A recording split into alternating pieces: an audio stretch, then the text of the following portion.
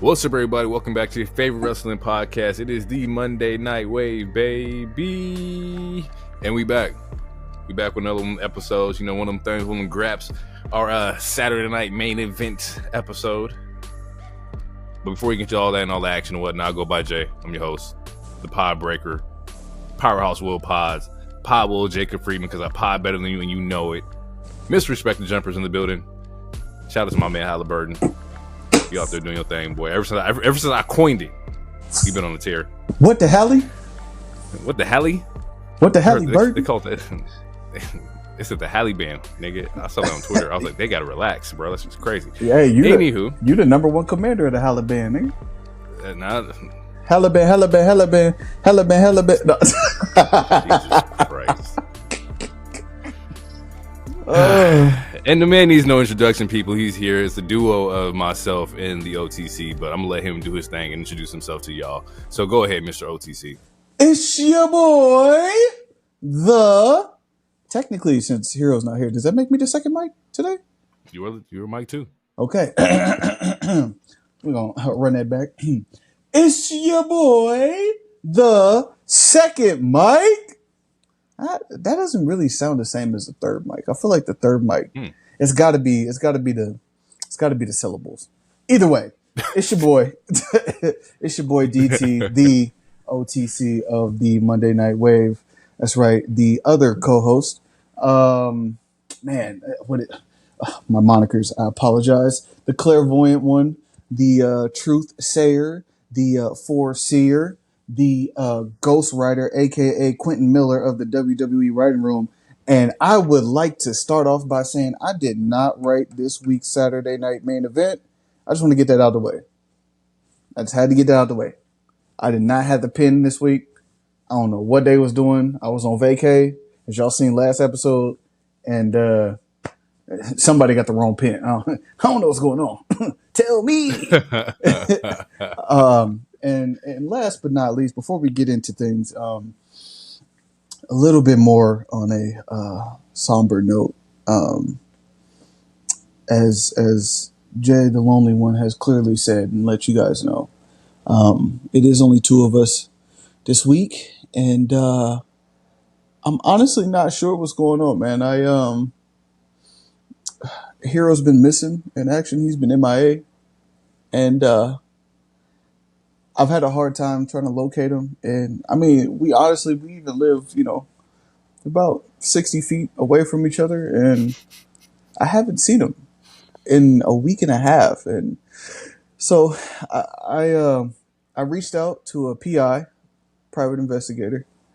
His name is Lars, and hopefully he gets back to me soon. So hopefully we have an update for you on the Heroic One's locations and whereabouts, because it's kind of lonely out here in these streets, man. I'm not gonna lie. That reminds me. Maybe you should return the favor and just walk inside his house. I should, but the difference between me and him is I have manners. I have couth. I call before I show up. I send a text. You know what I'm saying? But in this particular scenario, you are correct. As someone who is worried and a little troubled, I should just walk over there and see if he's okay. I should. Yeah. Hopefully find the Heroic One by next week, people. Hopefully he's somewhere around and safe, and maybe the Haiti trial has him on edge. I don't know. There's a lot going on right now, so he could have got his car bombed. He is a Cuddy fan. As am I. As am I. Yeah. Mr. Ranger. All right. Episode 71, y'all. Before we get into the major news and whatnot, we do want to send a shout out and condolences or get well to Zoe. Zoe Stark had a mean injury on Raw. Condolences was kind of crazy. Yeah, that was kind of crazy. That was kind of nuts. My bad. Yeah. Just thoughts and prayers and get wells to Zoe, because that was a brutal fucking injury. I'm not gonna lie, and this is not like the bit.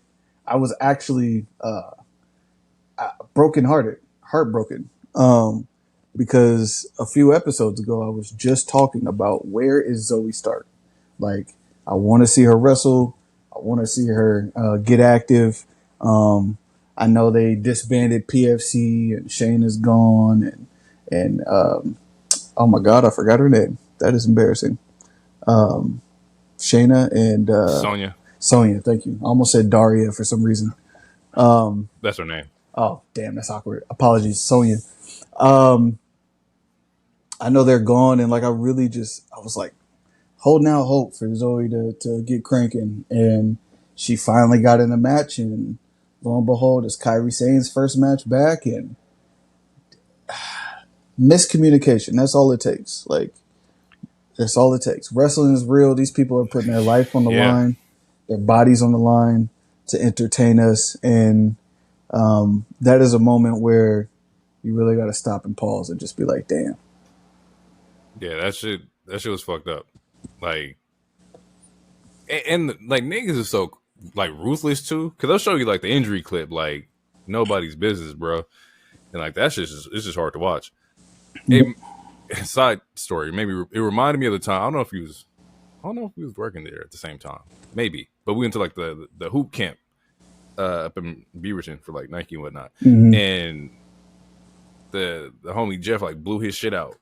Like it was the craziest shit I've ever seen in my life. Like, knee injuries are just they freak me the fuck out, bro. Like, because it's so fucking crazy. So yeah, get well to Zoe. Hopefully you come back. Hopefully, you know, get your rehab in, you know, and come back even stronger. Still got one of the dopest finishers in the E right now, so definitely get well.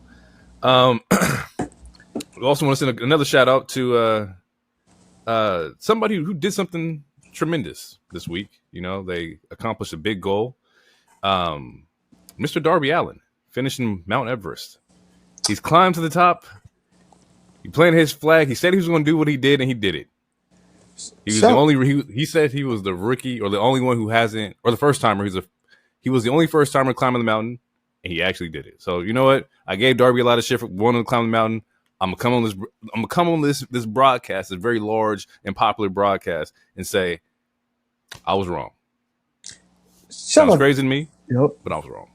Shout out Darby Allin. Good for you, buddy. I'm glad you got that off your bucket list. Hope it was worth it. Congratulations, but you literally made us all have to deal with Jon Moxley for 8 months because you chose to climb a mountain. And now I don't even want to see him get the belt. Put it on Hangman Page. Put it on Hangman Page. You know, it's maybe we did evolve a little. Maybe, you know, we did evolve past Darby. But speaking of evolution, we have that scheduled on July 13th. WWE's Evolution, the women's pay-per-view, is coincided with a Saturday Night Main Event, I believe. So Saturday Night Main Event's on July 12th, and then Evolution on July 13th. If I'm not mistaken, I think this is also booked the weekend of like All In. So it's a lot of wrestling that week. You weren't on the last episode, so I didn't get that chance to ask you the question of who would you want to see, or what's your main event match for Evolution? Like, if you can pick a match, who are you letting close the show out? Main event? Main event.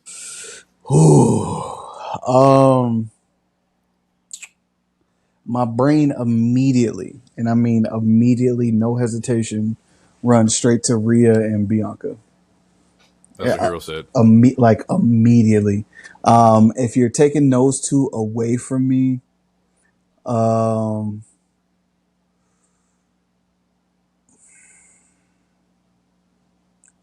that's tough.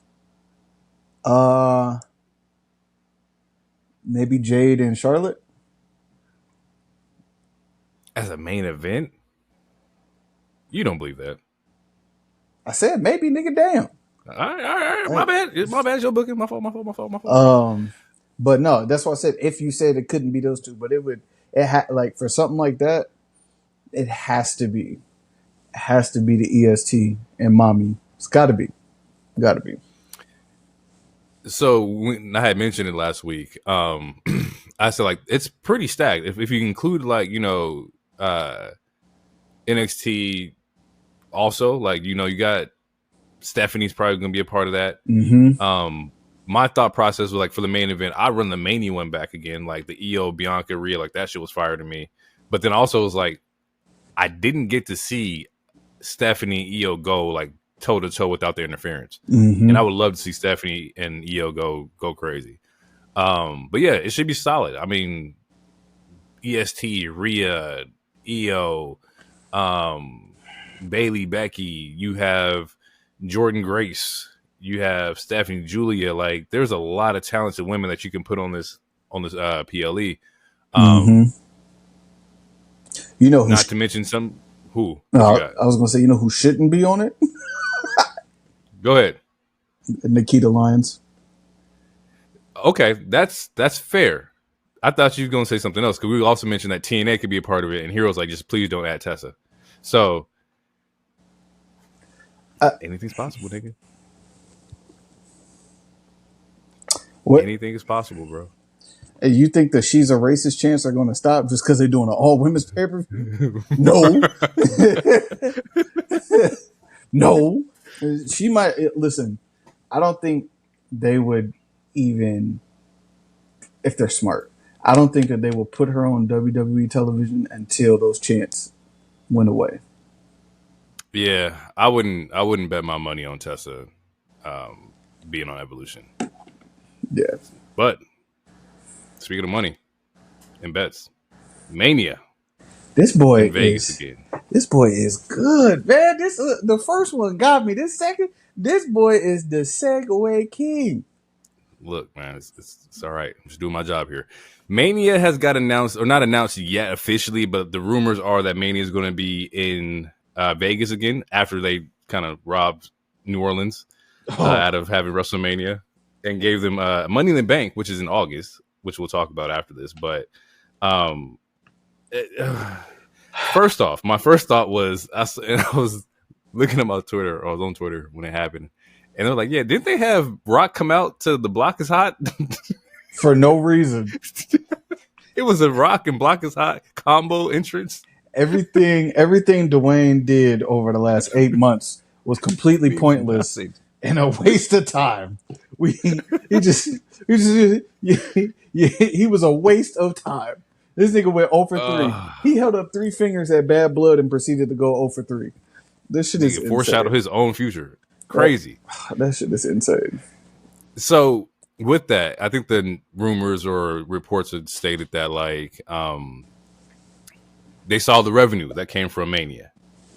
They saw the money, it was a lot of bread that came out of the night 1 and night 2 of Manias. My first initial thought was that they think shit is sweet. You can't hit a lick on niggas twice. I mean, you can, but like, come on, bro. I mean, if I go, it'd be the first time they hit a lick on me. I ain't. That's a fact. That's a fact. But that's a fact. And is it a lick if they comp you tickets? Now, if I get comped tickets, nah. But I'm not gonna lie. Selfishly, a part of me was happy that it was in Vegas, because then I get the opportunity to see if the plug is actually going to pull through or not, because now I know. So, yeah. But outside of that, I even told my Vegas girl. had terrible crowds. Oh, yeah. But that's good. Anyway, you ain't there for the wrestling, bro. You there for everything else. It's true. I told my girl that WrestleMania was in New Orleans. She was excited because she was ready to go. We was finna eat. You know what I'm saying? Absolutely. Finna eat, French Quarter, up and down the strip. We was there. We was going to do it all. So I think she got some family down there. I think I got a couple family members that might still be alive down there. We was planning it. But to run free, like 11 inmates. But, yeah, I mean, I guess they gave them Money in the Bank and something else, but it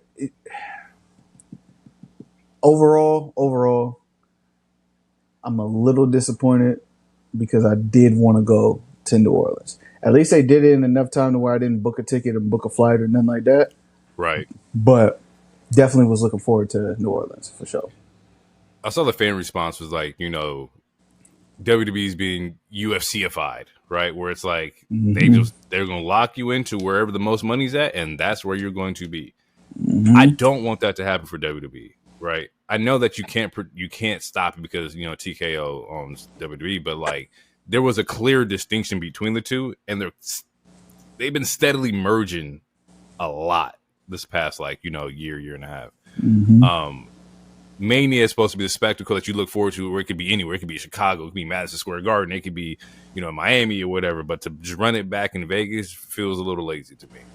But yeah, like you mentioned, or we mentioned, they gave New Orleans Money in the Bank in August, which pushes it back because Money in the Bank right now is June. So now we got to wait until August for Money in the Bank. How do you think that affects the landscape? Like, because now you go from August to April with a shorter span of the briefcase, because somebody's cashing in between then. Like you're not carrying both briefcases past Mania. To carry both briefcases past Mania will be insane. But also, a year is a year is a year. 12 months is 12 months.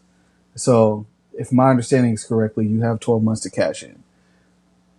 But cashing in at a SummerSlam, it don't, unless, now thinking about what you just said about UFC or UFCified WWE, what if,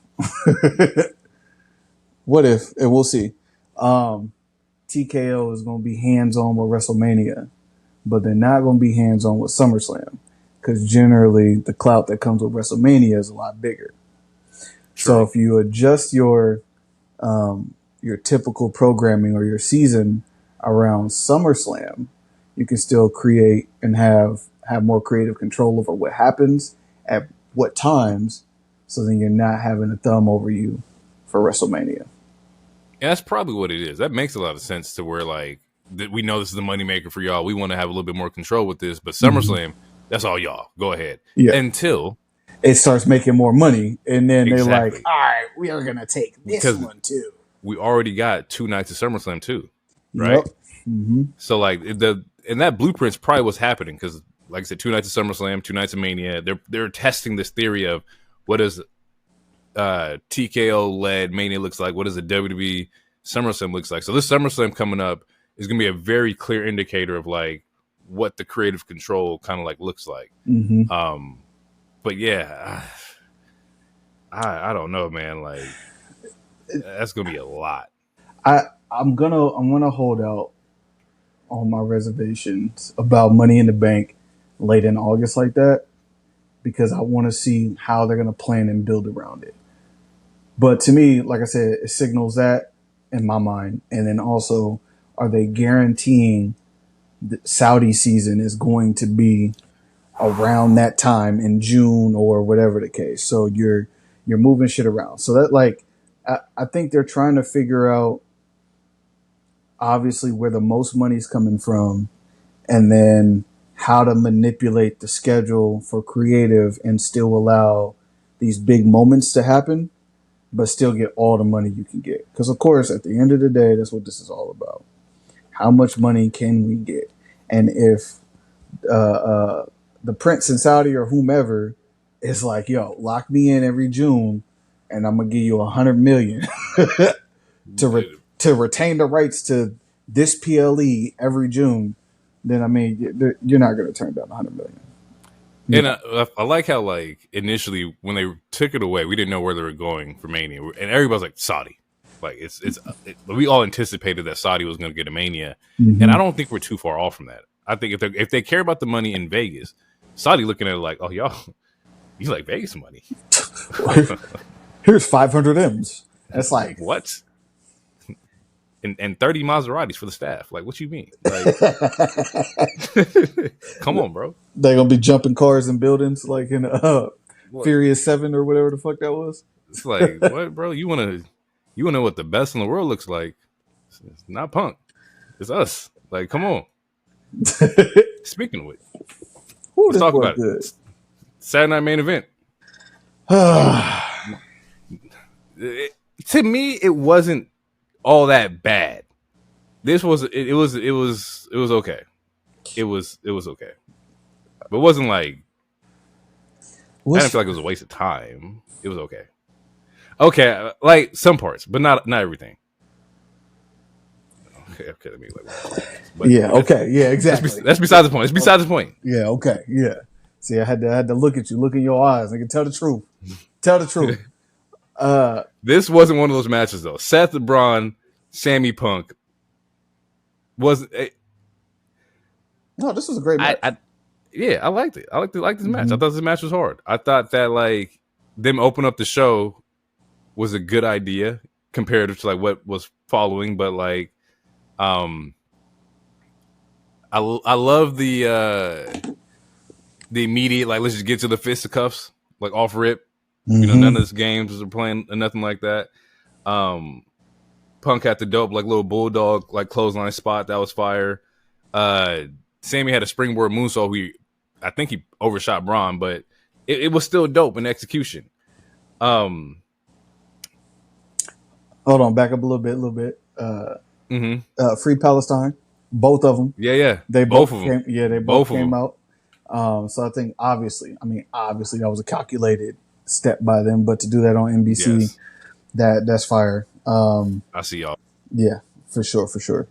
And that's how I even tweeted. I was like, man, one thing Sammy gonna do, he gonna rap. He don't give a fuck about nothing else. Nothing. If I'm on TV, y'all gonna see this. That's what it is.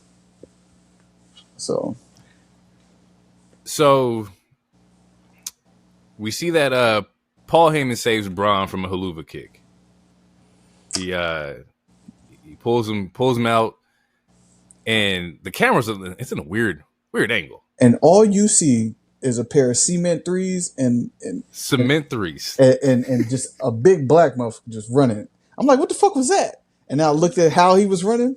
I said, is that Bronson Reed? And then they changed the camera angle. Wow. And Punk died. Immediately. Big Bronson Reed made his return. Definitely spearing Punk through the barricade. Big pop for sure. Yeah. Inside the ring, Sammy gets speared. So Team Rollins or New Evolution gets the win here. And then we see a little stare off. Like, oh my God, like Bronson Reed's coming to, handle Seth Rollins. No. This man joins the team, and I immediately tweeted out, this man's cheating. You can't have Bron Breakker and Bronson Reed on the same team. This is like you play NBA Live in like 2005 and put Carmelo and LeBron on the same team. You can't do that. And D Wade at the point. You can't do this, bro. This is unfair. Ain't nobody gonna get to Seth. And you gotta get through a spear and a tsunami. And somewhere right now, if Hero is well and listening to the pod, he's screaming, Roman Reigns had the Usos and Solo and Sammy and the Wise Man, and he had the belt, and he had listen. Go ahead. No, finish. I got some stuff I want to wrap up with. Yeah, I saw Bronson Reed. The first thing I thought was, I know he didn't want to get them J's creased. I know he didn't. He was running like he didn't want to get them creased. He was running like flat-footed. His toes was balled up in the front. Yep. Yeah. And then the second thing I thought was, he's not about to get in there and square off with Bron Breakker. I said, and then I listened to the crowd, and the crowd was so amped, and I said, fuck. He's supposed to be getting booed. This is not like all four of these guys are supposed to be getting booed right now. Mm-hmm. And it's impossible. It's not going to happen. Even though apparently my idea was called out as a terrible idea last week, the only way to get these niggas booed was to put somebody that people hated in that group. And you put a monster that people are bloodthirsty for. As a matter of fact, it was shown in the next 2 minutes. They both grab Punk, stretch him out, tsunami. And then what happens? The crowd is screaming. Crowd screaming one more time. And Punk is only taking one of them. He too old for that shit. He's not doing this. Yeah, nah. Yeah, nah. No. So the thought process here is that, like, well, why? Bronson was just beefing with Seth. He was just on Team Bloodline and whatnot. Why would he join Seth Rollins? And what I think is that the catalyst or the coach in this wasn't Seth. It was Paul. I think Paul brought Bronson Reed into the fray and not Seth Rollins. That's the last connect. Heyman was but at the War Games match. Bronson Reed was inside said War Games match with the other bloodline. Maybe he just saw talent that was being misused and brought him over. Like, I think that's the play here.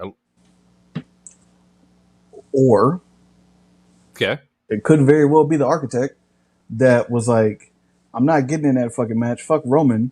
And he saw how Bronson Reed single-handedly tore through CM Punk, broke his foot, destroyed an entire ring, and the whole new bloodline. Or the old bloodline. It could very well. And then Seth probably was like, did anybody check on you? Did the bloodline come back and check on you as you were healing through your broken foot? You did all that work for them. Did anybody care about you? But I reached out. And there you have it. There you go. Ugh. Yeah. Wow. Ride with me. We going to the top. There's no more monsters in your way. There's no Samoan werewolf. There's no fake tribal chief. Like, we gonna run Raw. Oof. Who stops them? I tried to think about that when they stood arm in arm, and literally, there's no one. There's no one, and this is coming from the OTC of the Monday Night Wave. Like, I'm sorry, you can't make me believe that Roman, Punk, and Sammy are going to handle this team. Right now, in this very moment, you can't make me believe that. Because clearly Roman is going to want to go after Seth, which leaves either Punk or Sammy to have to deal with Bron, and then the other man pulls the short stick. Now you fucked. You got to deal with Bronson Reed. It's not happening, bro. It's not happening. So at this very moment, is there a monster they can call from somewhere else? Is there a ruler that they could call from somewhere else? I like Obafemi, right? But I need Obafemi to come in on like some nut shit. And so I will trade your Obafemi for one Samoan werewolf who's also about to be a babyface really soon. Oh, drafting him to Raw? We didn't see Roman and Jacob team up. Yeah, but we want to see Roman and Jacob touch, though, too. You do. But you're not wrong. You're not wrong. I'll give you that. But again, the immediate thought is Jacob and Bron Breakker, because that thread had already happened. Been tied, yeah. So you still left with having to deal with Bronson Reed, bro. Sorry, Punk. You got short on the stick. Go handle that. Yeah, that's tough. That's gonna be tough. What's the over under on the GTS on Bronson Reed? It's not happening. He's not gonna be able to pick him up. What would have to happen is Bronson would have to be going up for the tsunami. Punk would have to do the quick recovery on WWE 2K25, go over there, grab him off the top rope, and try to do it real quick. But it's not going to happen. It's not. Because Punk is not lifting that man. No, it's not happening, bro. Yeah, I'm interested to see what they say on Raw this week. Seth might be running the next 3 summers with this group. I don't see anybody currently rostered that can take down this group. It don't look too promising. Unfortunately, it might only can happen from within. This might literally be the evolution playback. Paul Heyman is Ric Flair, and then fucking Seth is Trips, and shit. Yeah. Batista, that might be what it is. Bron is the Randy. Yeah. And the only way it can happen is from within, because there's no I don't know if there's anybody on the roster that I can't think of anybody. and it's sad. Who's going? No, and we're not getting another bloodline team up anytime soon. That's not going to happen. Nah, we're kind of Gucci on that. I think we're good. Yeah. I think we're good. So, Respectfully, of course. yeah, they're fucked. Women's United States title match: Chelsea Green, Zelina Vega. Yeah. I did. Let's start off respectfully. I did love the All Might gear from Zelina. The My Hero shout out this fucking was hard. And Chelsea Green's always a star. This match was a little clunky to me though. I mean, a little clunky. She didn't have a pop on her entrance, which I feel like it's a discredit to Zelina. I don't know like how you build her character or what do you turn it into. But it's I feel like they're sabotage in a way. I feel like it's a setup. And I don't know how to prove it, but I feel like it's a setup. To where like, oh, it's gonna be like, oh, she didn't get enough pop and nobody likes her and XYZ, and that's the way to get the belt off of her. It's like she wasn't dealt the same playing cards as everybody else. Matter of fact, she just got pinned last week by Julia, which was some bullshit because Charlotte don't want to eat the pin. And we can't have her. We can't have her in the Money in the Bank. So why is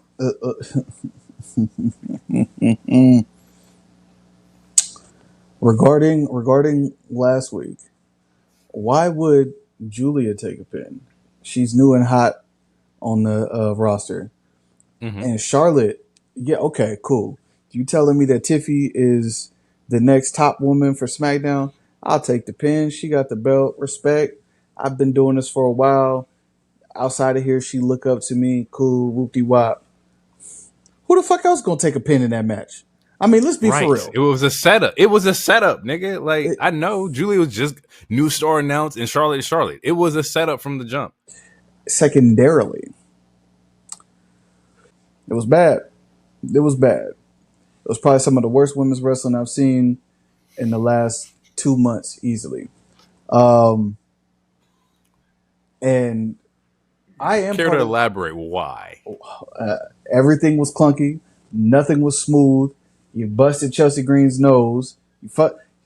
She fucked up 2 619s in the same match. The 619 spot was fucking crazy. Twice. Yeah. Now listen. It didn't go too well. They have to get the belt off her. I am part of that group that's like, get the belt off her. I'm actually been more vocal week over week, and it's for all the reasons you already stated. And I said this earlier on an episode way back, but to me, her getting the belt felt random. It didn't feel like there was enough build up. It didn't feel like she went through enough. She had the cool vignette. She came back, no pop. It got so bad that they had to put her name at the beginning of the entrance of her music so people would know who's coming out. So they know whether or not they should be cheering. And still, nothing.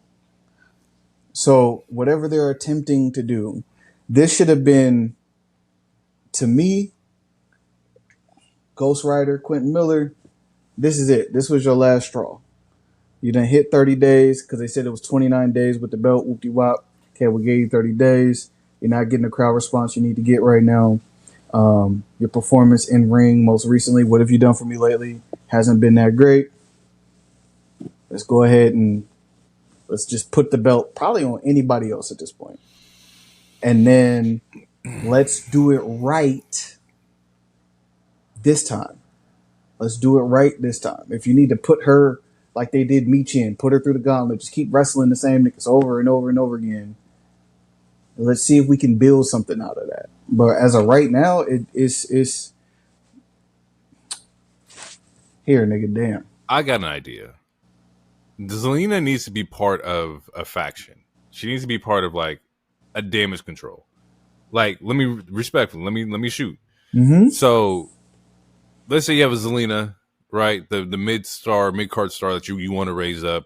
You have like a Roxanne who's a young person who's clearly about to beef with the mid-card star. Let me land.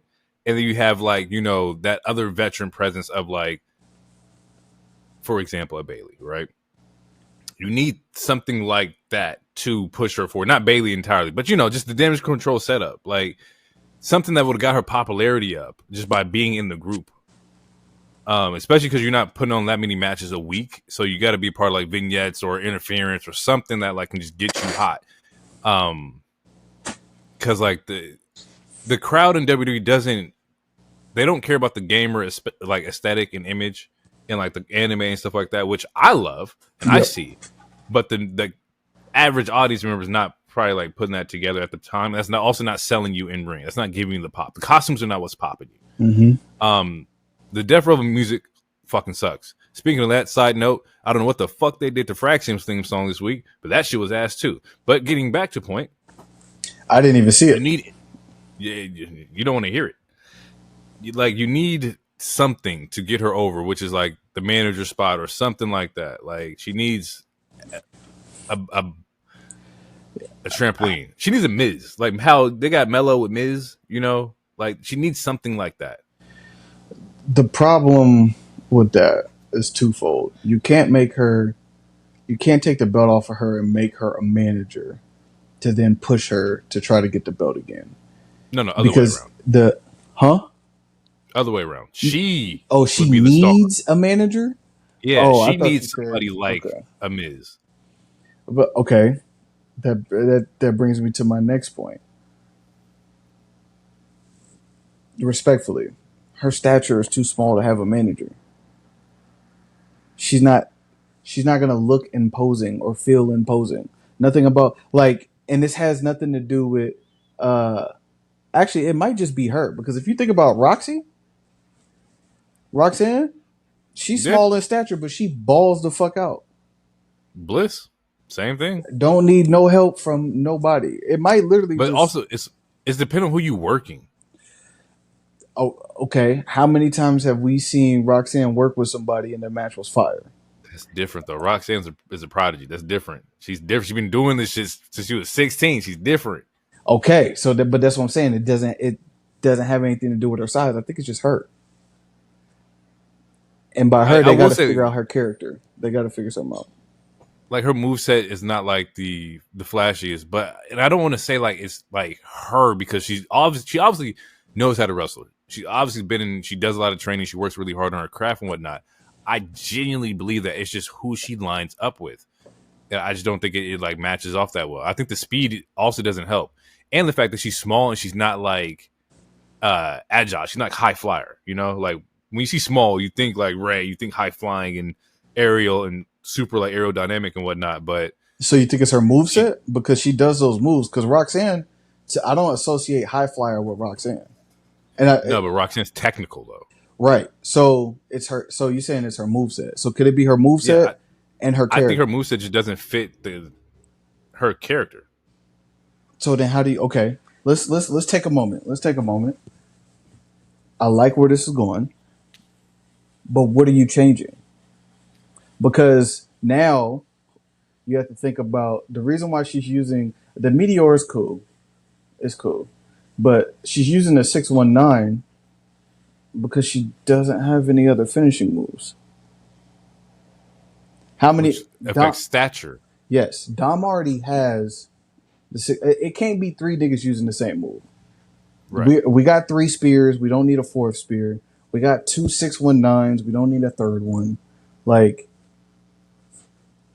So what should she be doing in ring? I don't know if they're getting away from this, but we don't have submissionists. It may just me being an old head wrestler brand, but we don't have submissions you can put in at any kind of size, right? Mm-hmm. I'm looking at like an example of like Bryan Danielson or Daniel Bryan, like he's a small guy, but submissions is his shit. The submissions and the flying knee is his thing. So you need a striking move and a submission hold or something like that.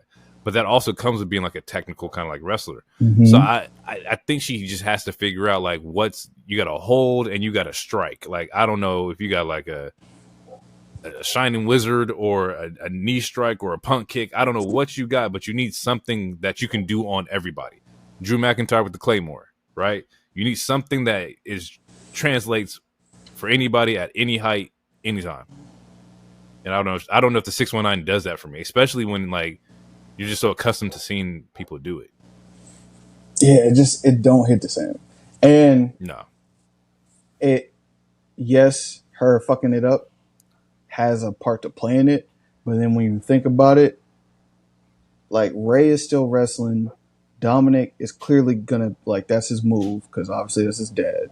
Like, you're not with LWO no more. Like, yeah, cool, Ray's your hero. He gave you a blessing, but you need a little is there a leg drop she can do off the top rope that's not the Meteora? Like, anything. And I was like, man, like even pulling something like, Alistair's movesets, but Alistair's movesets all strikes. Like it's kicks and shit like that. Like, yeah, take the what is the black? Is it the black mask? The black mask? Yeah, take that. Frame. Alistair's like his kicks are crazy. Yeah, but she can get niggas on their knees. That's also true too. Yeah. I can take that too. I'll take that too. Yeah, off the rope, Meteora, finish with the black mask. Like, we know that's your man's. Like, we know that's your husband. And maybe she need to be with him on camera. Do you think by changing like the gear to where it's dark or whatever, then now we're dealing with like too spooky niggas? Yeah, too spooky shit. Like, and they're trying to make her pop and make her vibrant. I get that, but I don't know, man. I don't know. I'm going strikes and subs. You give me strikes and subs, you might be able to you can work your moveset around that. If she was targeting body parts and she was a submissionist, it would make a lot more sense. They need to kill her off. She needs to be put in the hospital. Obviously not character-wise. Yeah. Yes, character-wise. Something needs to happen to her to where it has to be brutal so you can get buy-in from the fans. It has hit her with a car? Well, no. Not giving her the Ricochet treatment. What if her manager was like a natty?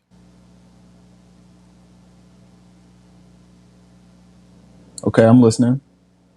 So like you get that influence of like those subs and the technical wrestling and whatnot. Like, it's tough because to me, Natty's a better and I don't want and a better talker. She is talker. We will talk about, but wrestler for sure. And I don't want Natty in like the WWE version of Natty. I want the low key Natty. Yeah, you want Natty, not the top. Yeah, I want Natty. The one that she's been shown on the Indies. That's the one I want to see in the E. Yeah, because that's the image that Natty needs to have for people to be like, oh shit, like, yeah, she's on some nut shit. Yeah. Yes. Mm-hmm. Yes. All right. That was tough to watch. That's all. That match was. That was some of the worst wrestling I've seen in a while. And for me, it's not a shot to Zelina. I really like Zelina. I just think it's something about the way she's presented right now and moveset. R-Truth, John Cena. I was sports entertained. Very much so sports entertained. And I Cena comes out, mm-hmm. opens up, he does a little entrance and whatnot. I'm like, okay, I'm waiting for Truth. I'm like, all right, Truth. And I hear Cena's music again. I was like, hey, what the fuck is happening here? I popped, and the whole crowd did. Bro. Huge fucking pop, bro. Yep. The Ron Cena shirt will immediately be bought. You cop it. It's available right now. Cop it. I want to see. It will be bought immediately, bro. The Ron Cena shirt was hilarious. Him coming out in the full John Cena attire, towel, hat, mm-hmm. armbands, doing the whole get up. Let's go to work. Bro, it's so much of a truth thing that I don't know how I didn't see this happening. This shit was fucking. There was no way Truth had his match against John Cena and was not going to pull the mirror. Like, it was John versus John, bro. That shit was hard. I don't care what nobody say. When I was watching the match and they were doing the spiel where, like, Truth is doing the five knuckle shuffle and like the AAs and whatnot, I was like, this is like when you playing like Tekken and mm-hmm. both of y'all Yoshimitsu. Yep. And y'all doing the same things, yo. And I'm like, oh, this is good. Now, I put on Blue Sky that I like. There's only two options for me for this match though. Was initially like you either beat the hell out of Truth and Cody comes out to save him, or you pull the Jimmy and Gunther and he just bloodied up and Cena walks away as a heel like, I'm not playing with y'all. Mm-hmm. None of that happened. Nope. None of it happened.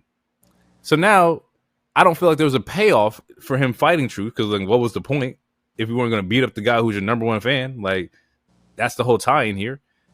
And then on the other end of it, it didn't build any heat for him as a heel. Well, he still hit him with the belt at the end, which is like, but like, like, all right, R-Truth didn't need all that, dog. Like, he did, like, even that, like, you already ate him through the table when he was coming up to congratulate you, and then you're gonna hit him with the belt like it's R-Truth. Like, you gonna hit him with the belt afterwards. That's like a nigga stomping out or curb stomping Cheddar Bob in 8 Mile. Like, he didn't need that. Like, he didn't need that. You know, he just want to enjoy his life. He's just happy to be here. You ain't never played San Andreas and you done got somebody and you still standing there stomping? Like, we all done did it. I'm just saying. But not a character we cared about. Like, that's the whole point. You're not supposed to care about Truth. The guy's been a mockery. He's been a mockery of you. Like, take him out, bro. He should have doubled back. After you hit him with the belt, double back. Come back again. Yeah, like an AA or STF. Put him in the STF and like choke him out. Then I'll be like, okay. Or beat him with the chair. Bad guy. Or something, right?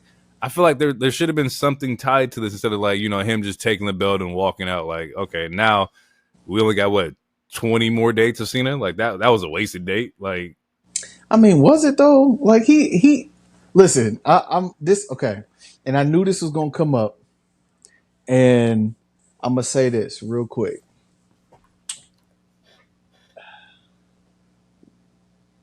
And I know you remember this. In 2016, in August, I think it was August,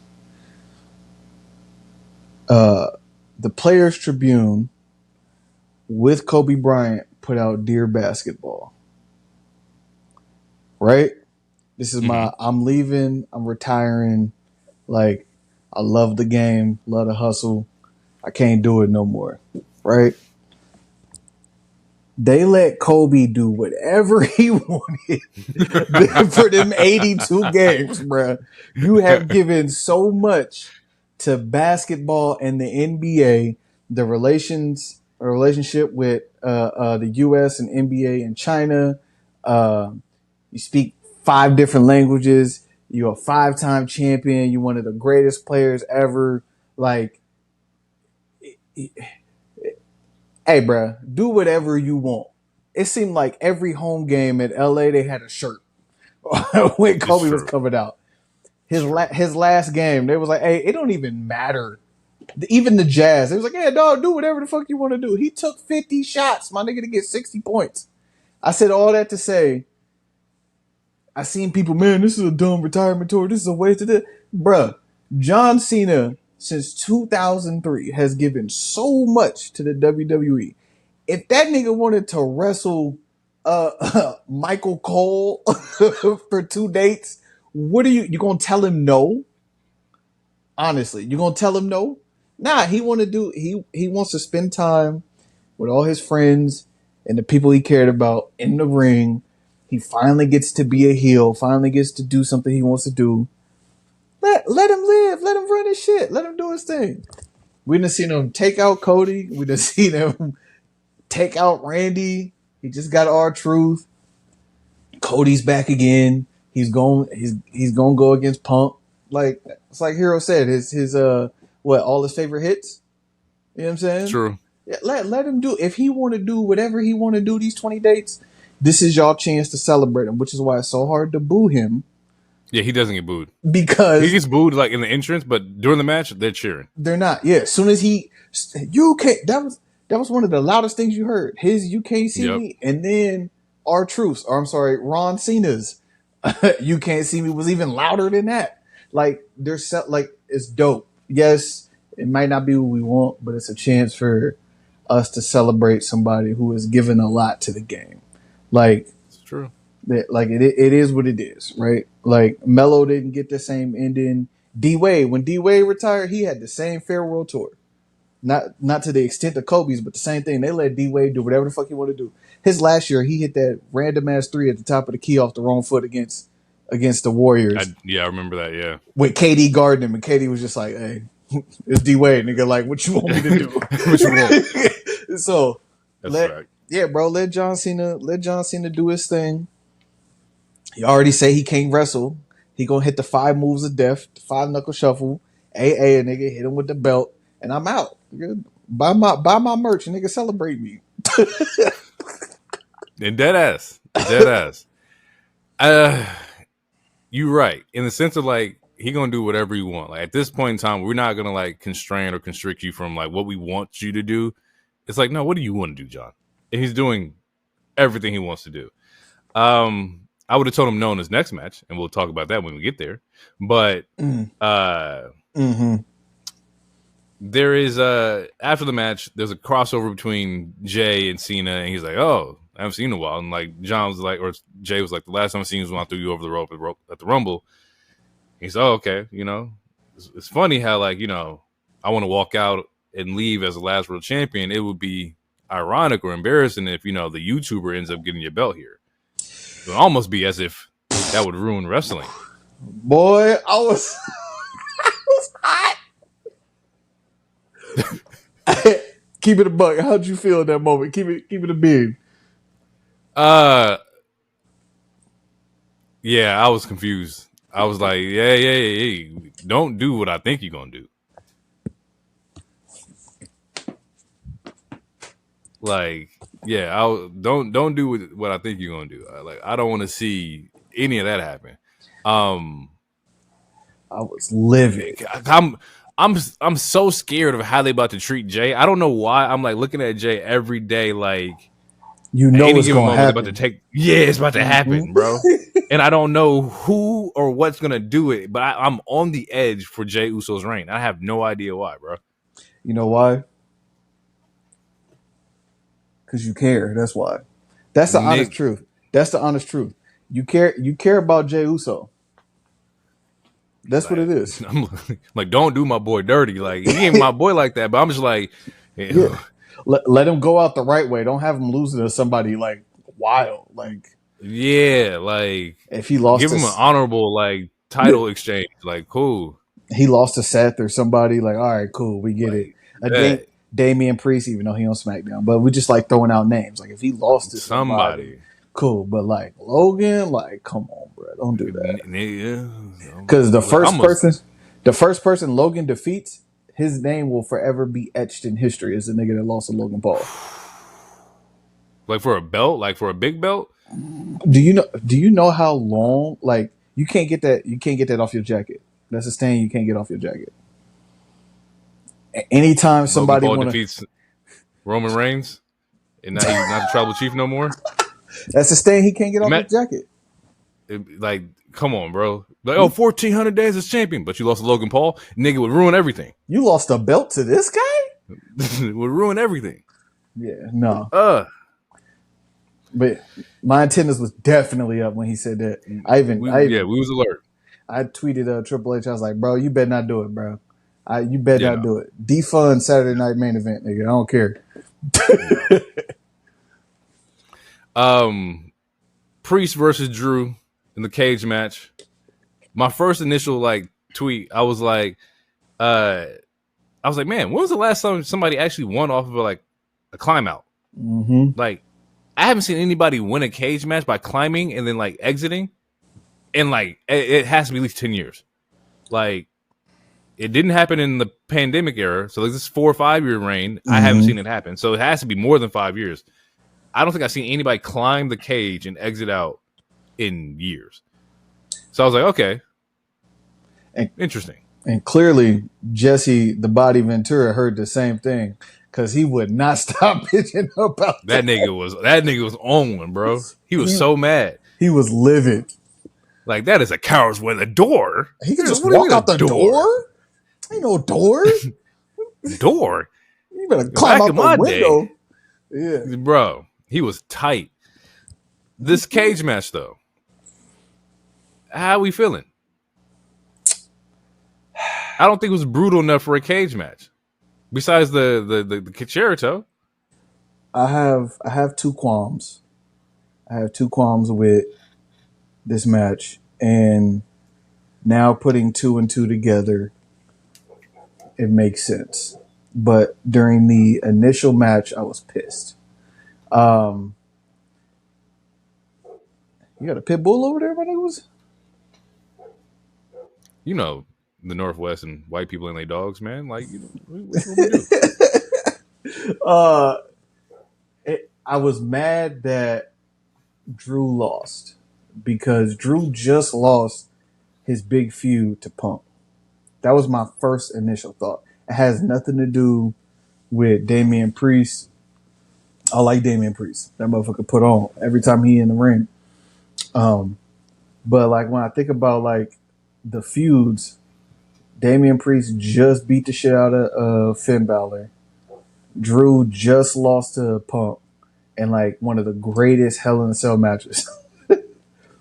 I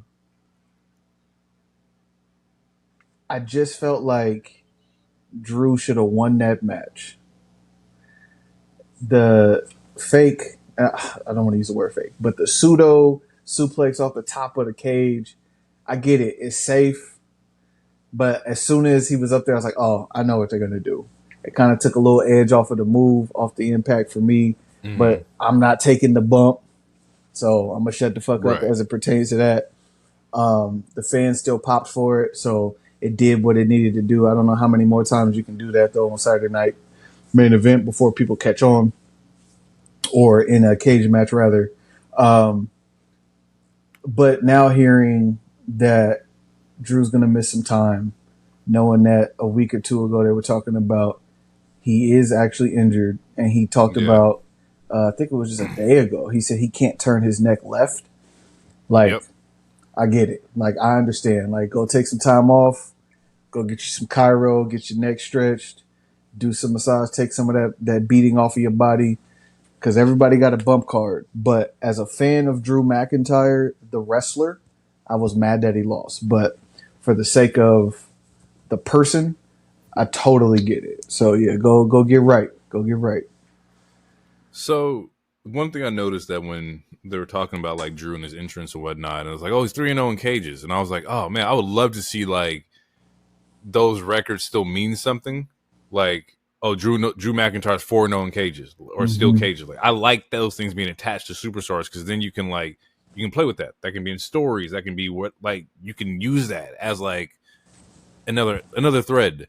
So I was like, damn, man, I hope Drew gets his win, which didn't happen. So I'm like, I'm not technically too mad at it, but it's like Drew's been on this elevator or roller coaster of up and downs for 2 years now, bro. We got to figure out what the hell we doing with Drew McIntyre. On the flip side, did we like the way that the ending was, where it was the Concerto and Priest just walks out? Like, was that the play here? Like, did it take away from the seriousness, or was that the best way to do the finish? Because in my eyes, it's like I smacked him, I knocked him out. Yeah, I left him in the ring to die, kind of thing. I like that. I like that if he dies kind of routine. And I see that people online and just like, the threads and whatnot weren't really like particular a fan of that. I think if he would have did it twice, and it sounds like I'm bloodthirsty, but I think if he would have did the Concerto twice, sicko. I mean, listen, if you're going to play into the neck injury, like, I get it. And also I understand how they want the Concerto to mean like to be weighted heavy, especially in this promotion. But if he would have did it twice, I felt like that would have been like, damn, like Damien do not fuck with Priest. Damien do not fuck with Drew. So when Drew does come back, it's like, oh yeah, he did Concerto this nigga twice and left him for dead. Like the once is cool. It fell flat to me for some reason. It fell flat to me, but again, like I it's tough. I don't know. It fell flat to me. It fell flat. No, that's a fair opinion, man. Like, especially like I said, you looking at steel cages and Drew's history of like cages and Hell in Cells. You're looking at like how he operates in those matches. This one was a little, less than expected, but nevertheless, still happened. Go ahead, Drew. Get your vacation time. Main event: Jey Uso versus Logan Proud. My bad. That's a good one. And so I ain't gonna lie to you. This match, I have no notes, bro. There was nothing exciting about this match to me until the shenanigans happened, until the ending. And I think, yep. I think it was like an 8-minute match. Like, it wasn't nothing like too crazy. What? I was mad that there was commercials on Jay's entrance. That shit pissed me off. If you're gonna put, he came out first. Why he come out first? He's the champion. Yeah, if you're gonna put and Logan Paul got his whole entrance. Like, he's the one that should have had a goddamn commercial break on his shit. I don't care. Somebody's like, well, Jay's entrance is like 9.5 minutes. I was like, I don't give a fuck about that. I'm the champion. Saturday Night Live. Jesus. Saturday Night Main Event, this episode has been pretty lackluster. It was lackluster aside from Ron Cena for a couple seconds and the Bronson Reed return. Yeah. Like, what else? What else was there really? Like, we were running through these matches. Like, I was like, damn, these motherfuckers moving at breakneck speed. Like, that the entrance would have made Jay continue to look like a star. But the match itself, it was cool. Yeah. It did its job. Yeah. We see that, like... Go ahead, my bad. No, I was just going to say, it was a means to an end. It was a means to get them to 2 weeks from now. Yeah, the next step. Yeah. Yeah. So we see during the match that Jay's going for a pin. Ref gets pulled out immediately. John Cena's in there just hammering, fucking crashing on Jey Uso. And I was like, oh, shit. This shit might happen. Mm-hmm. Actually might give Logan the fucking belt here. Oh, no. But then the quarterback one shows up. Cody Rhodes returns. Makes a save for Jey Uso. Gets Cena out there. Jey Uso wins off of like a frog splash. And my initial thought was that, like, what I wanted to happen in the truth match happened here. And I don't really understand why we are saving the world champion. I'm the world champion. I should be able to handle 2v1 or whatever the case may be because I'm the world champion. Go help Truth. Regardless. And also, I didn't like the idea that Cody returns at the Saturday Night Main Event. Like, I feel like that's a bigger pop. Like, if you're not gonna do it for Truth, we're doing that Monday Night Raw or, like, closing up the show or something. Because I don't feel like it fit here. You didn't get the grandiose, like, oh shit, the music hit, like, where's he at? And then he pops out. That was motherfucker comes immediately running down the tracksuit, which is cool or whatever, but, like, just the aura aspect of, like, he's back since Mania, like, the guy's here. Kind of like, when Roman come back, imagine Roman's music hit and Roman just running down the goddamn, like, like, no, you need to be able to bask in the ambience of, like, that guy's here. And I don't think we were able to do that, and that's why I didn't like it as much. Yeah, I think if you get that those drum beats, that dum-dum, lights go out, his shit hit, crowd going insane, lights is flickering, they pop on, the smoke is coming down, and you can see him standing there. He didn't need to have the tracksuit on. He could have just had his new shirt, because it was a way for him to reveal he had the new shirt on. Just had a captain shirt. Let's let us see it. And then walk down and get them all. Nigga, what you like? Right. John Cena know he fucked up. There should be fear in John's face if he's a true heel. And Cody's walking down the ring to the ring, and get into it. That's how I would have did it. Yeah. Maybe it was a time constraint. Because they ended the show immediately. Right as he was talking. So, cut the ads. My nigga, goddamn, you had 37 minutes of ads. Shit. Like, yeah. he was like, you gotta go now, go. Like, Yeah. and then as the credits is rolling, you got your tag team partner. I got a brother with me. We're gonna do this at Money in the Bank in 2 weeks. That was it. It's like, okay. Yeah. And even with that, okay, so now we're going to break down John Cena, Logan Paul versus Jey Uso, Cody Rhodes. You know Travis Scott's coming back. Fiend. Nigga, they said Travis coming back and Vegas is coming back. Nigga, they about to run Fiend again. It's crazy how that was the hardest song on that album, and now it's being made a caricature.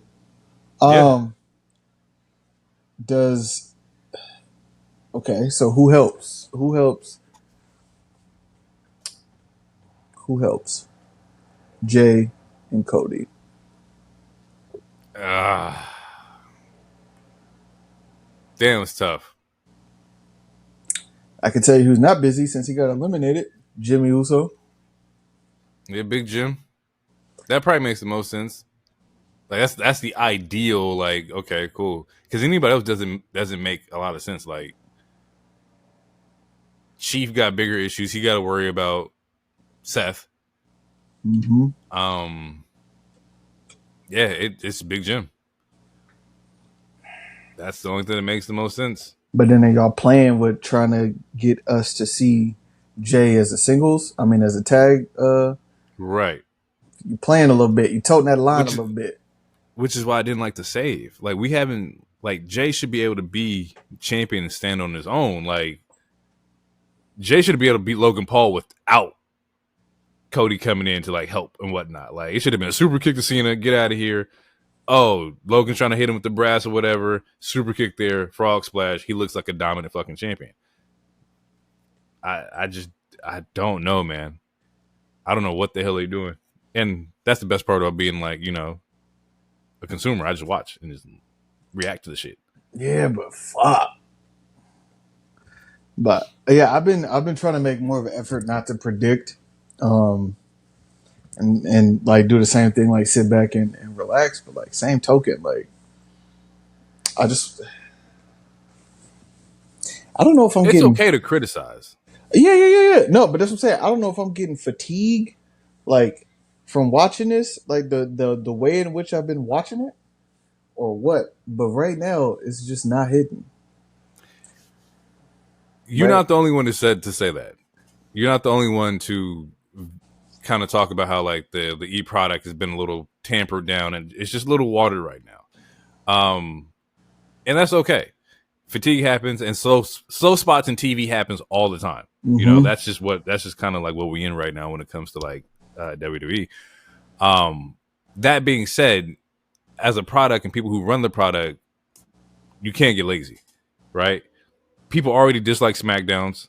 They're too long, right? So you want us to tap it on Saturdays and you're giving these matches that like are okay, but not like the greatest. And we're not even watching for match quality. We're watching for like investment to story pieces, right? Mm-hmm. Like investments into where is this story going? And if you're not giving us like things to be excited about, especially when it comes to WWE product, then it's like, what are we doing here? That's what brought everybody back was story. Exactly. The story. Bloodline brought everybody back. In the most respectful way. It wasn't the wrestling. And that's okay. But then don't it's like you good with a pull-up jumper going to your right and you just stop doing that. I'm gonna try something else. I need you to still be effective at doing this. That's what it feels like to me. It's like you stop going to the dance. You stop dancing with the one you brought to the dance and just started doing some other shit. And I get it. You're trying to like stretch some storylines out. Maybe you're waiting on certain people to come back. I don't know. I nigga tired. I tried to watch SmackDown. This was the first week. I will admit, this is the first week I tried to watch SmackDown. I was just like, I'm cool. This like since y'all have been talking about it, and maybe I got brainwashed into it or whatever. Maybe I'm not susceptible to outside pressure, but I tried watching this week and I was just like, dog, I can't. I can't. Yeah, yeah. I don't necessarily speed through SmackDown, but since I watched the next day, I'm able to like get it all done in like an hour and a half, Mm-hmm. like because just like entrances and shit like that. Mm-hmm. So I may miss somebody. Oh, somebody got attacked during the entrance, but that's just because I skipped the entrances. But it is a chore, bro. Like it is definitely like a chore. And there's nothing wrong with just being fatigued from taking in so much content. It's like it is what it is. Yeah. And they know that, right? I So they hope just got so. to figure it out. They're talking about drafts and whatnot. So, like, you know, SummerSlam's going to be around that time. People get drafted. We talked about that last episode too. Who do you want to see get drafted? Like, where would you want to see a shakeup happen? Who needs to go where? Like, what do you want to see happen? I'm down with putting the Lucha Bros together. I think. Which means Phoenix is going to Raw because they're not moving Pinch off of Raw. We talked Yeah. about that last week too. Yeah. No. Go ahead. Bump Ray over. Yeah. Bump Ray on over to Raw. Give them a fire ass entrance. And then they can help build that tag division. Lucha Bros versus New Day. Oh, It would be heat. I'm gonna tell you right now. I got the New Day losing. Yeah. Yes, nigga. I don't know if y'all said this, but Finn going to SmackDown would be fire to me. We did talk about Finn moving over. Yeah. I understand Damian Priest is over there. It is what it is. But I don't think that should happen until after him and Dom do what they need to do. Damn, man. You know who needs to be on Netflix? Who? L.A. Knight. Yeah. Okay, but here's the problem. Is you run the risk of him still being involved in the bloodline. It's also true. Roman's over there, Jay's over there, because he can't be a mid-card guy at this point anymore. That's the other thing. I think that's where there's this stale feeling for him. I think he lost a lot of steam. Yeah, I think he might actually win the Money in the Bank. He should. As much as I know there's a lot of online booking and pushing for Karrion Kross to win it, I don't believe Karrion Kross needs the gimmick to get over. And this isn't to say that LA Knight needs the gimmick to get over because he's already over. But in order to elevate him into the World Championship division and out of the mid card, I think he needs to have that. But Karrion probably needs to be on SmackDown if we're giving more time to people. Because right now with the format of Raw, you're getting storyline, a match, storyline, maybe a backstage interaction, a match to close that leads into storyline for next week. So you're getting 2 to 3 matches, maybe a backstage segment with people who are getting exposed constantly, and then everyone else is doing what they can on the mic in the arena on commercial side. So I know I've been singing Karrion Kross's praises for a hot minute, but I would definitely push to get him on SmackDown because the format is more like the regular show that they were doing before they went to Netflix. Yeah. And going back to like Money in the Bank and LA Knight, the thing that kind of, and this is me just being too into it, is that like, whoever wins Money in the Bank, I want them to go after the WWE Championship, right? The one last time Priest got it, he went for the World Heavyweight Championship, which is fine. I need whoever wins it to go after, I want to see the big one. But the thing with that is that comes with, you got to be quarterback. You got to be one of those ones that we can lean into to carry like the brand and whatnot. Okay. LA Knight has the merch sales. He has the the mic skills. He has the charisma to do it. I just don't know if they would give him the ball and allow him to do it. Okay. So let's think of how you get there, though. Okay. Because you know Cena's going to hold this belt at least until December. SummerSlam. You think SummerSlam he's dropping the belt? I don't think so. I think SummerSlam he might drop it. I don't see it happening. And the reason why is Money in the Bank is in June. Mm-hmm. What's happening in July? Is that Saudi? Even if it was Saudi, which I don't think it is, but it. No, I think it's Saudi. No, Saudi's June 28th. Okay. So they got two shows. I don't think they have anything for July. Right. Besides the Saturday night main event. So July, you're building for what?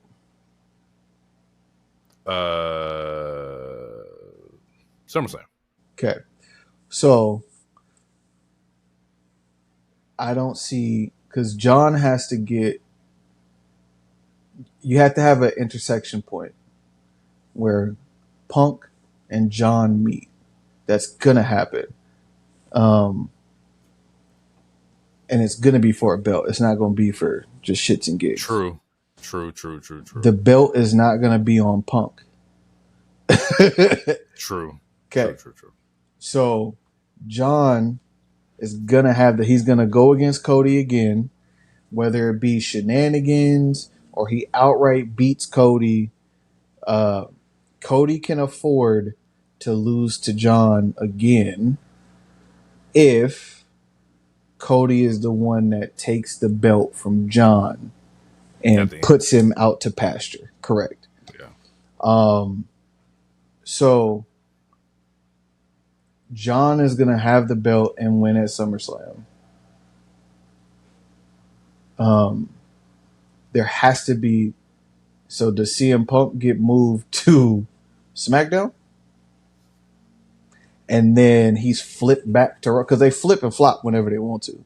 But he can I think Punk is one of the floaters. He can do whatever he wants. Yeah, so he can float to SmackDown to interact with John post SummerSlam, because you still got Clash of Paris. You're gonna have something else in probably September, October, and then you have Survivor Series. Yeah. So, and if I had to guess, they're probably not going to do a War Games this Survivor Series. You've done it quite a few times. In the last 3 times, Roman has been in it, or somebody from the Bloodline has been in it. The Bloodline is essentially extinguished at this point, right? So, and they'll probably come back together or something. Who knows? But yeah, and it might too much money. Yeah, they might come back together to fuck with Seth and his coalition of baddies. Pause. But anyway, John is keeping this belt at least until December. And then whatever it is that they're doing for his go home show, that will be when he drops the belt. He'll have a standing ovation in the ring. It'll probably be Cody again. Probably. So, yeah, I don't like, even if you put, it would be, I said all that to say, sorry, I was forgetting where I was going. That would be a waste of the cash in for LA Knight. Because after he cashes in and he loses, because he would lose, he's going to lose to John Cena. They already had the little tiff. Cool, that's the storyline. But then how long is he hovering around that division until he gets it? Because the person that's going to take it from John would be Cody. Then you're going to have Cody and LA Knight, or you're going to have Cody drop it again, and then LA Knight comes up and takes it. Right. And that's why, like, you're just in the cycle. Like, I need them to build a new star, like somebody who's like next up, right? Not next up to be Cody, because we all know Cody and Roman are those are the 1-2s, or 1A, 1Bs. But like this whole like Money in the Bank being cashed in on the World Heavyweight just feels like a cop out to me. It feels like the safe option every time, because you're able to like just transition new people on that belt anytime you want. But you are right in the aspect of like, John's probably holding his belt for a while because we know that the tag team's happening at Money in the Bank. We know that the tag team sets up Cody versus Cena one more time, and that could be at Saudi, right? That could be the Saudi one, and then Saturday Night Main Event. John's not going to be there. He's not wrestling two of those. That's not going to happen. So that'd probably be a world heavyweight. That might be Gunther versus Jey again at the Saturday Night Main Event in July, and then you have SummerSlam in August, which could be Punk versus like Cena. So you're probably on the right track here. Like that checks out more logically. Like I said, going back to the Money in the Bank aspect, I just want to see like who, like if you're gonna do this whole Logan with the WWE Championship, if he wins Money in the Bank, okay, I understand it. That's the guy that you were gonna try to like build up, but it needs to be somebody in that new main event picture that's gonna capitalize and be boosted up rather than just the. I'm not gonna say that. That sounds disrespectful, but just I want to see the next guy. Okay, so right now in your mind's eye, who's that tier that's gonna break through? Obviously, we could say Braun Breaker, but again, that's for the belt that you said you want to see, or you don't want to see the next star on that one. You want to see the next star on the Universal WWE Championship belt, right? So, okay, are you gonna tell me you're going to split this coalition up, this group up, and push Bron into SmackDown for him to take the belt within the next 8 months? Because it's, what is it right now? It's May, June, July, August, September, October, November, December. That's 7 months right there, right? 7 months, 4 weeks, 28 weeks, right? 7 months, 28 weeks. So you're thinking, my math might be off. Let me not get too hasty. But either way, that's a quick turnaround for this big push and turn that you just had at WrestleMania. To just throw it away in 8 months. So I don't see that happening either. Are you looking at the roster? No, I'm looking at like this week's Raw. I can't remember if there was a men's like qualifying match. I don't know if Braun Breaker was a part of that. I don't think so. Well, no, we know because it was Jey versus Braun to close the show out. Yeah. So imagine Braun Breaker does hold the briefcase and he's in the faction. It honestly be like Evolution rewrite all over again. But just like, Seth kind of, we can cash this in whenever we want to kind of like, make us in power and whatnot. But what if that was the case where you just levitate Braun? Like, what if Braun doesn't cash in on Jey and cashes in on John Cena or Cody because he wants to be that guy? And honestly, I see Braun Breaker versus Cody Rhodes as a really, really solid fucking like, superstar or marquee match. Especially if Braun holds it for, 6 months or whatever, As far as like the roster goes, though, I don't know if there is. Let me double check. Somebody who can like besides Braun, besides Logan. You could assume. So just assume really quick. You can assume in the next couple of months, Oba and Trick are going to be called up. We'll be up. They'll each probably split shows. If I had to guess, they're going to put Trick on SmackDown, him and Mello, and probably put Oba Femi on Raw. Because Oba would be a monster to deal with some of the monsters they got over there, specifically Braun Breaker, probably and Bronson Reed. But and Gunther. Woof! Oba Femi and Gunther. Yeah, you're not ready for that. That should have slapped. No pun intended. Literally. So even if, right? Like, I just think for the sake of, I'm going to use the word long-term storytelling, pulling the plug on what's happening with Seth, Bron, Bronson, Paul that soon for Braun Breaker to be elevated to then be pushed to SmackDown, at this very moment, it doesn't feel right. They could fast track it, which would be poor booking in my estimation, but right now in this moment for the last, was it 3 weeks, 4 weeks? 4 weeks, Bron has been turned essentially back into an infant, right? Like he's not a loose dog off the chain. He quote unquote has a, God, I don't want to use the term. He has a master that is pointing and Bron is shooting. He's literally, at least on camera, has been under the tutelage of Seth, where he's still even learning how to operate as a main card guy. Like I don't think it's going to be in 8 months. Braun Breaker is going to be like, all right, I learned enough. I'm a turn. Like you still have to have conflict between the members of the group. That conflict has to go from Braun to Bronson from Braun to Heyman to Braun to Bronson to Braun to Seth. Like in each one of those interactions, that can be a month's worth of storytelling. Yeah. So, and then you still have to have inflection points in matches. You have to have Braun like deciding if he's going to listen to Seth in this point, or like he's not taking commands as fast. Then you got to have Seth like, all right, hold on, who this nigga think he is? I brought him up. Like there's a whole like story that has to be flushed out, and to do that in 8 months to me would be crazy. I was going over just the roster, and I just want to go through a quick like yes or no on who would like win the Money in the Bank, right? Okay. So just men's side. Real quick. AJ Styles. Are you putting the people that are already qualified in it, or you're just asking me straight off the rip, off the roster? Straight off rip. Okay. The people already qualified in the men's, I believe, is Solo, and LA Knight. LA Knight. I think that's the only two that we know so far.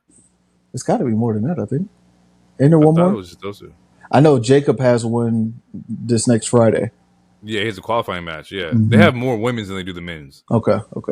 Well, there's only There's only 2 weeks. Yeah, we're about to figure it out, nigga. Okay. About to ramp up. So AJ Styles, Nope. probably not. Nope. Respectfully, I think I seen Theory one time this week. So Austin Theory probably not. Who's starting to get face pops? Yeah, he is. He definitely is. Braun Breaker's currently tied up with Seth. Probably not. You got Gable. Nope. Currently like doing his thing. Punk, I don't see he just got wiped out. I don't see Punk climbing no ladders anytime soon. Finn. Nope. It could be if he won and maybe that's you getting jumped out of Judgment Day. You win the briefcase. And then they're like, hold on, awesome. This motherfucker think he's somebody. Maybe, but I doubt it is my answer. Maybe, but I doubt it. Gunther. Doesn't need it. Karrion Kross, which we talked about. In my opinion, doesn't need it. People want it, but his character to me doesn't need it. Would be nice though, but he doesn't need it. Would be nice. Logan. God damn it. That would make him even more arrogant. So yeah, I could see it. Yep. But to be fair, he has a match at Money in the Bank, so he can't. Yeah. Penta, I think it'd be too early for that. I would love it. I'd pop, but he doesn't. Early. He doesn't need it either. He doesn't. Sammy, but also Sammy doesn't need it, but if he won it, he would be next up. Yeah. It would make the most sense. Yeah. So Sammy's probably the clear cut, like, okay, on the Raw side. Alistair, too early. Andrade, we ain't seen, respectfully. Mello still work with Miz, probably not going to happen. Priest had it already. I don't think they're going to give it back to him. He does not need it again. Drew's on the shelf right now. Yep. Big Jim, but you're not giving both Usos like something crazy. Like that's probably not going to happen. Well, Jay didn't win it, so if you wanted to give Jimmy something, Money in the Bank? Yeah, but he lost already, so it doesn't matter. he literally lost because it was him, Ray Phoenix, and Solo. It was Solo, yeah. Yeah, so yeah. LA Knight, we talked about it already. Miz is probably not going to be in it. Nope. They just gave the qualifying match to Mello next week. Which he should Randy. win. I don't think Randy's going to be a part of Money in the Bank. No, he doesn't need it. Randy is one of the motherfuckers. I've been here, bruh. Yeah, like I can just get the title match. Like y'all gonna need me anyway. Yeah. Chief ain't climbing on ladders. That's not happening. That's funny. Yeah, no. Solo. Now I'm with that, and the reason why I'm with that is because he could flirt with cashing in on Jacob, which that would build that.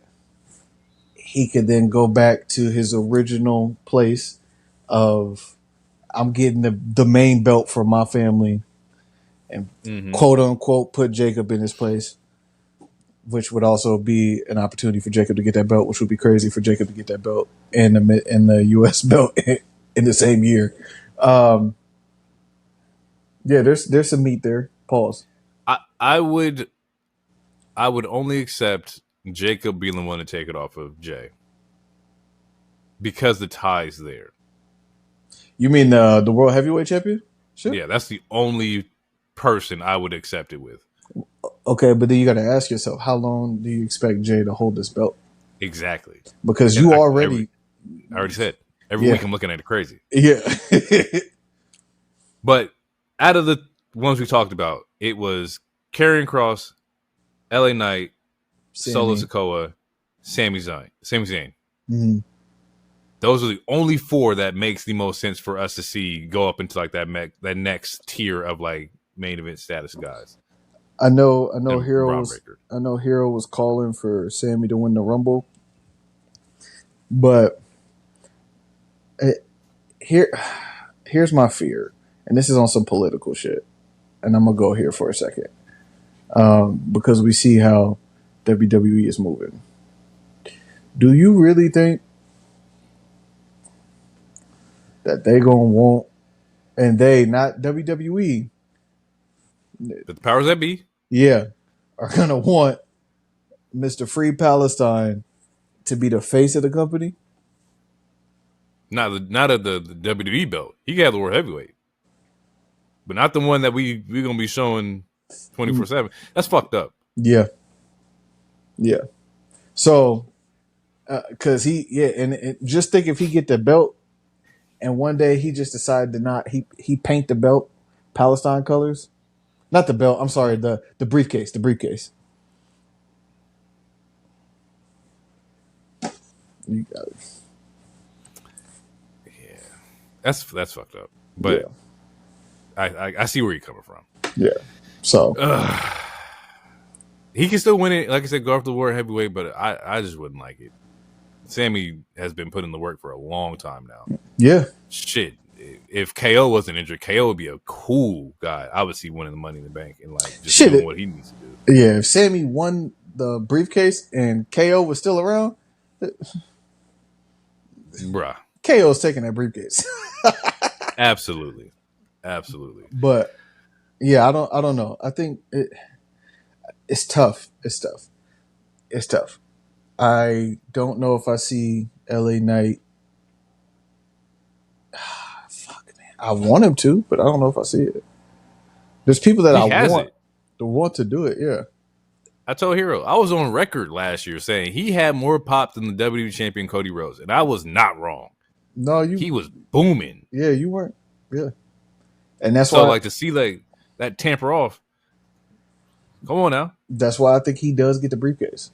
That's why I think he will get the briefcase, because he's been in the match 2 years in it. This will be his third year in the match. And if he gets it this year, the pop that he got the very first time when he was about to get it, and they did and I forgot who was it. It was Damian Priest that won it that time. Yeah. So yeah, last year was Drew, and then Drew used it literally that night, which was some crazy shit. But the year before that, Damian Priest actually won it, and then But LA Knight was the one at the top of the ladder getting ready to get it, and the buzz that the crowd had. Yeah, he might be the one to win the briefcase. Do we have any opinions on the women's ones before we get out of here? Let me see if I can pull up the women's Money in the Bank. What is it? Rhea Hogan. No, I'm just playing. Rhea. That's crazy. Listen, as long as Becky is not in the match, then I'm good. That's funny. It looks like in this. Come on, now. What is it? Roxanne. It's got to be Roxanne. Rhea, Julia, Rhea, and Bliss right now. Roxanne is like my choice. I'm just a Roxanne fan. As am I. She should get the whole world, and that sounds like I'm dick riding, but she is cold. She's cold. She is cold. And I like that she's fucking arrogant and cocky and yeah, bitch, I'm the prodigy. I won the NXT champion twice. I put some of these old bitches out the pasture. But I think Nia, who is it? Nia Jade and somebody else is in one. Nia Jade and Naomi. So you know Nia. But trend Naomi did caution tape on the briefcase would be fire. It would be fire. But I don't think, unfortunately, it happens because there's no way that Jade and Naomi can focus on that briefcase when they both in the same match. But then they're already in storylines together. Yeah, same token. Respectfully, of course. Nia getting up on that ladder? No. All right. That's it. So Jay's probably winning this match. Jay's probably winning this match, right? And I hope not, bro. I really want Naomi to get the win here. And she might. Yeah, but if she gets a pop for that, it's so tough. I would love for Naomi to win it. But for me, in my mind, you cannot have this beef that has gone on for 5 months, and unless Nia puts one of them through the table, puts Jay through the table, does the Annihilator, and then can't recover from it, or some weird spot happens, and Naomi climbs up the cage and gets the briefcase. But also, Bianca's supposed to be back next week. Yeah, she is. So, and that's going to play a part into. Yep. So maybe Nia might be on the ladder. Listen, you heard. Look.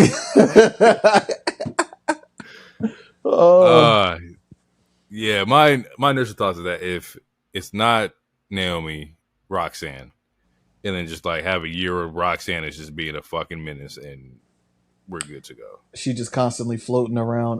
Well, the problem is she's on Raw, so she's not even on. But I would like to see her float around Tiffany, and just bring that. Yeah, I would like to see her fuck with Tiffany's head, because Tiffany was Roxanne EO would be a fucking banger too, though.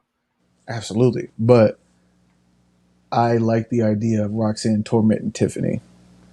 I don't think nothing's gonna get to EO, because EO just gonna do this and just Hulk out. Yeah, Hulk out, and beat the shit out of Roxanne. But I like the idea of Roxanne and Tiffany for the belt as some cash in. And you still could have somebody. Can somebody steal the briefcase? I don't think that's possible. I haven't seen it, but listen, we saw Rhea make a triple threat out of a one-on-one, so anything is possible. Nobody got pulled like that, nigga. She just did it, nigga. I'm saying nobody got pulled like that besides Rhea.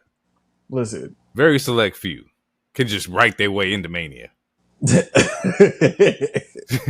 Very select people could do that.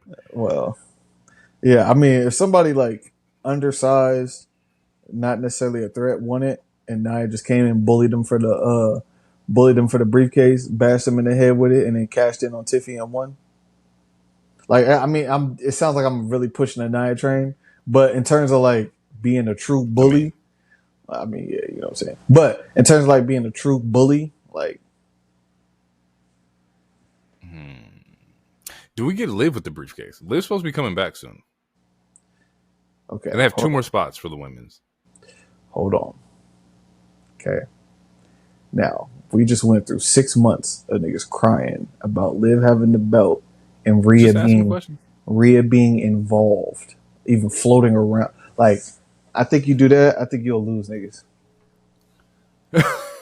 The only way it's possible is if Liv gets it is if she starts fucking with Tiffy. You can't have her floating around it. Yeah, because then you know who gonna pop back up. Right. And you're right. You know what it's gonna be. So if Rhea wins, should Liv pop up? Do we right? Well, I'm just saying in general, like Rhea's a person who should not win this. She should not be Money in the Bank. She doesn't need it. She doesn't need it, bruh. She does not need it. Rhea's OP. She doesn't need it. I almost made another sports reference, but fair. She doesn't need it. All right. Well, you guys, that was the episode here. Hopefully you liked our hour and some change of Saturday Night Main Event, and then, you know, maybe like 30 minutes of us just rambling about Money in the Bank. But I feel like it was a good episode. I feel like it was a good conversation, good topics here, you know. We talked about Saturday night. Whoa, why did I say it like that? We talked about Saturday night longer than the actual show went on. Tell me I'm lying. Content. Them boys good. Them boys good. They don't make. Hey, you know how to make food stretch. You can make spaghetti out of $20, man. We know how to. Shamo. We know how to make it work. Shamo. Let's do it. But we'll catch you guys in the next one. Next episode should be Double or Nothing, so that shouldn't be a short episode because you know how AEW does their pay-per-views and whatnot. 10 hours. But we'll catch you guys next week, man. We'll catch you guys next week in another episode. We'll catch you guys later. It's been real. Peace out. Believe in the wave. Too sweet. Yes, sir.